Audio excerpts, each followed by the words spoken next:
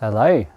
So little Facebook Live around, it's kind of a follow-up to the Opening to Intimacy workshop Embodied Love.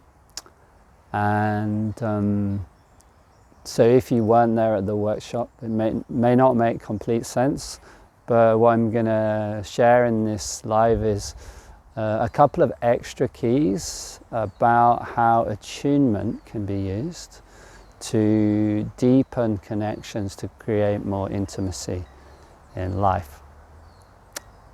So the first extra key that I want to bring is around moving slowly when you have a yes.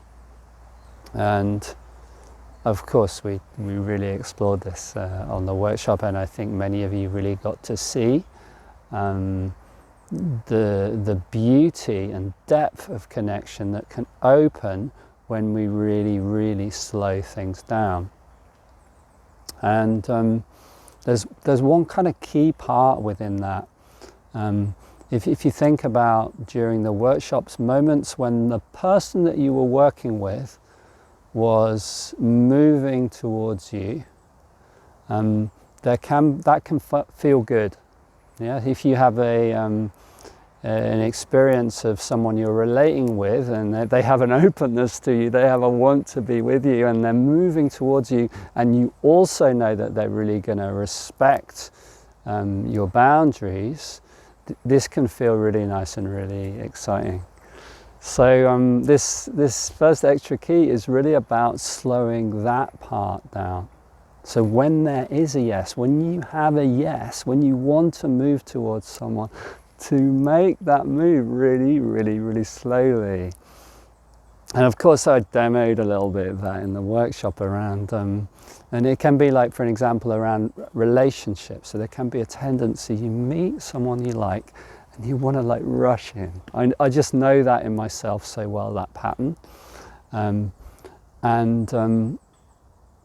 What can really deepen that relationship is in early stages really moving slowly. So being really transparent and really open that there's a clear yes there, but moving slowly,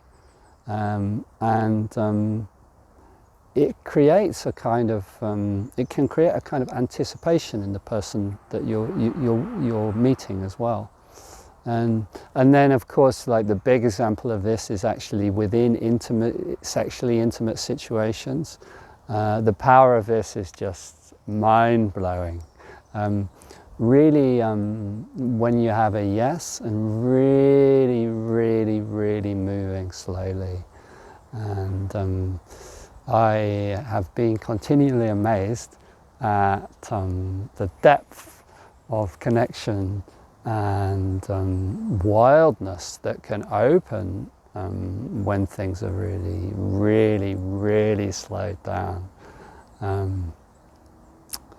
So this is the first key that I want to bring, and one thing about this is that attunement is a kind of prerequisite. So the slowness only really works if you're really present and really attuned, both to yourself and to the other that you're with.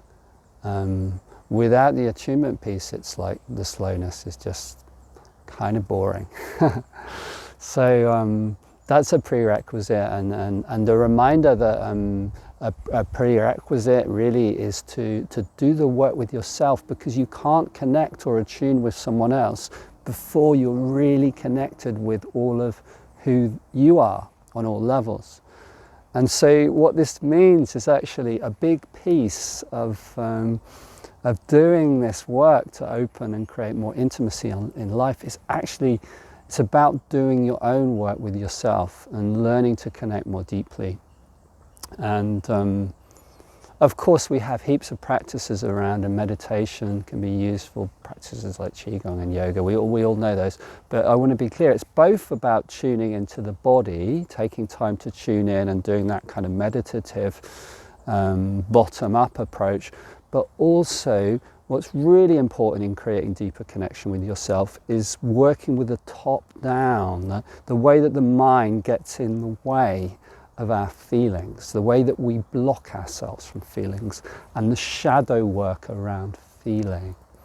So yeah, a big part of the reason that I'm offering shadow work and the shadow workshops that I offer are around looking at the ways that we block feeling and finding out what's there in our patterns that get in the way. So, what was the second one? Oh yeah, the second one, I got them written down. The second one was the second extra key that I wanted to bring was exploring moving from different centers. And this is really cool. It's a really cool thing. We explore it a lot more deeply actually in the Advanced Sexual Empowerment Program. And it's kind of simple. So you remember on the workshop we were actually looking at where we were moving from. Where am I moving from as I come into connection? Am I in my head? Am I totally in my head? Am I in my heart? Am I in my gut? Am I in my sex? Like, where am I connected up? And there's kind of extra stage of this where you can actually begin to explore what happens when you move your attention into different centers. And it has a really amazing effect on relating. So, and what it requires, quite simply, is resting your attention in that center and then moving from there. So, for example, the heart, if I just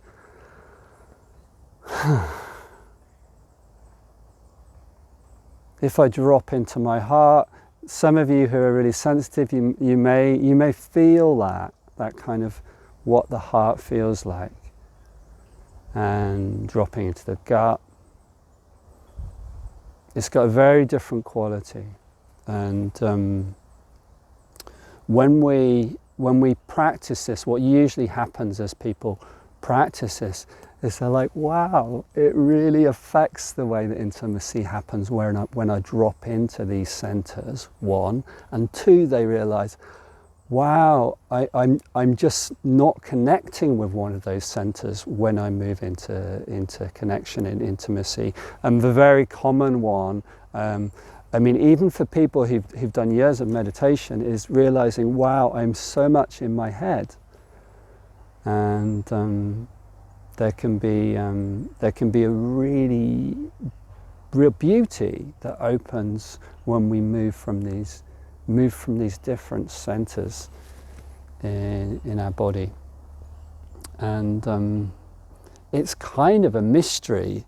It's a kind of a mystery of what happens when you move in and you allow, beyond the ideas of what you think might happen, what actually happens on a body level.